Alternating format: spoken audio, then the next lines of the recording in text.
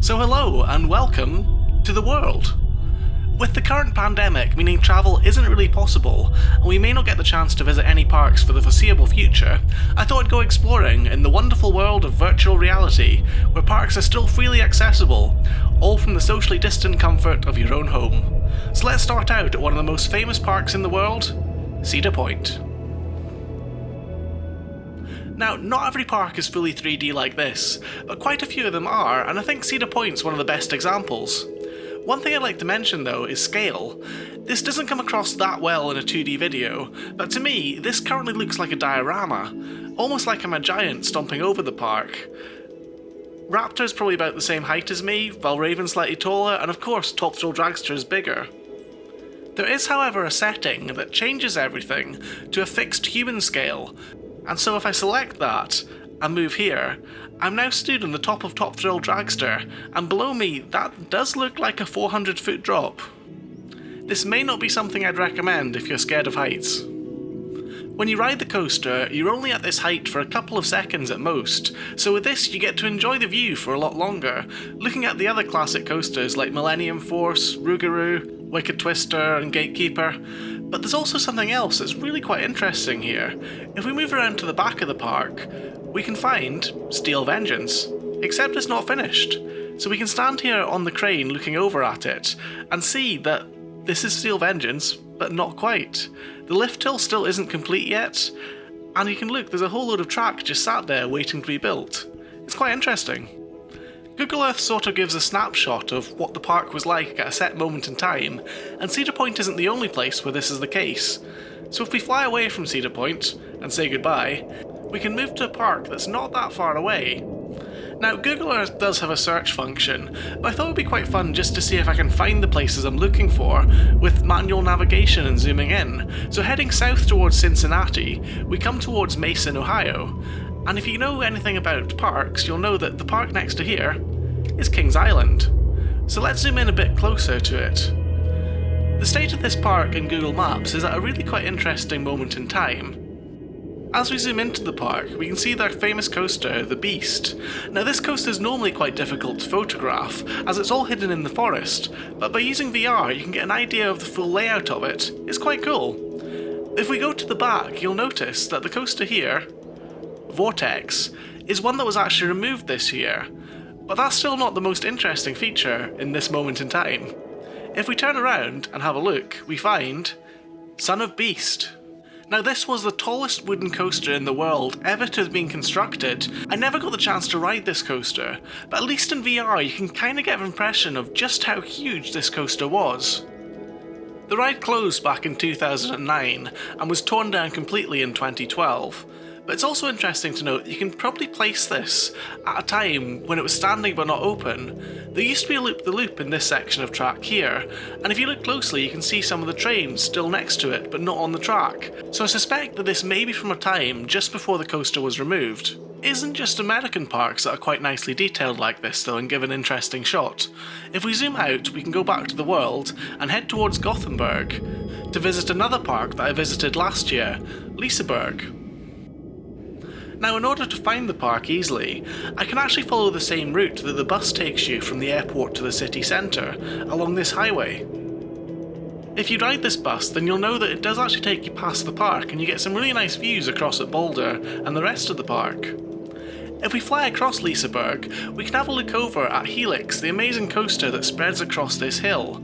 We can also see the big drop tower, Atmosphere, and of course the other coaster, Liseberg Banan. But the more interesting one to come across to is here, Valkyria, and I can actually stand on the ledge of it while it's still being built and look all the way down.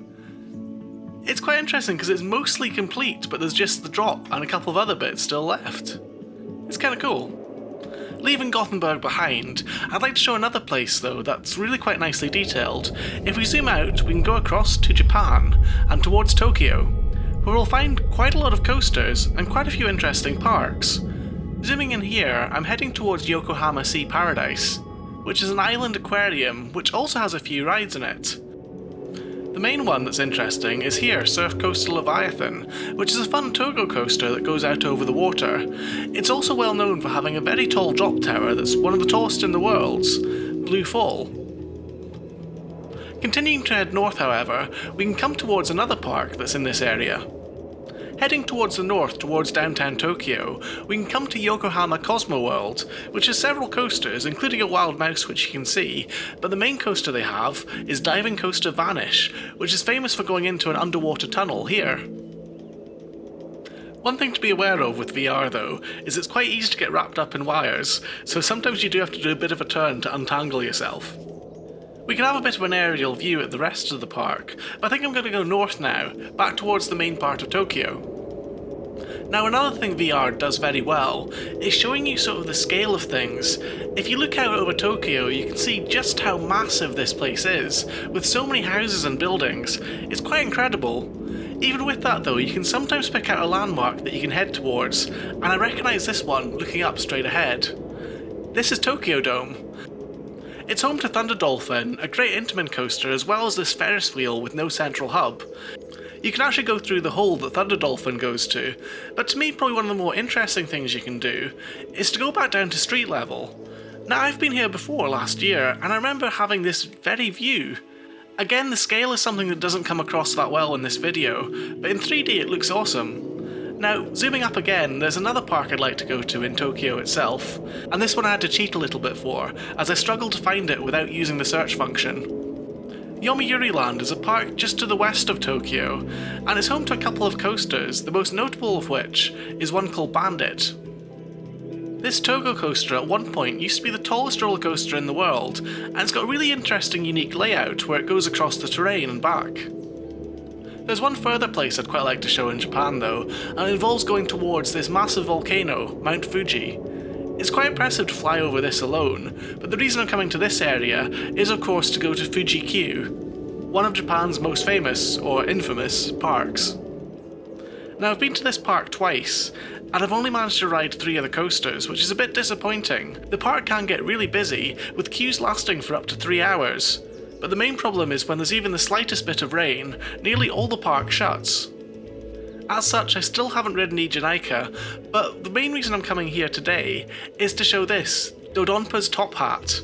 Now fortunately when I did come, this was still here, but it's since been removed and placed with a giant loop, which is really disappointing. This was one of the best moments of airtime on any coaster I'd been on. It was so extreme, it left me seeing stars at the end of the ride. And now it's gone. But we can still see it here in VR. Anyway, that's just a couple of interesting parks around the world, as it's in a bit of a state at the moment, but that doesn't mean we still can't have fun and find things to do in these times of social distancing. There are many virtual sites to see all over the world, and you can even find some fun alpine coasters to look at while exploring some of the famous landmarks in the Alps, such as this castle in Germany which inspired the ones at Disney parks. You can also attempt to ride some of the coasters in VR, but this is likely to make you a bit nauseous and can get you completely tied up in VR cables. If you've enjoyed this video, let me know in the comments, as there's lots of other parks out there that look great in VR that I can showcase. There's still going to be plenty of other videos from me for a good while though, as I still have quite a backlog of material for my main Coasting Into series.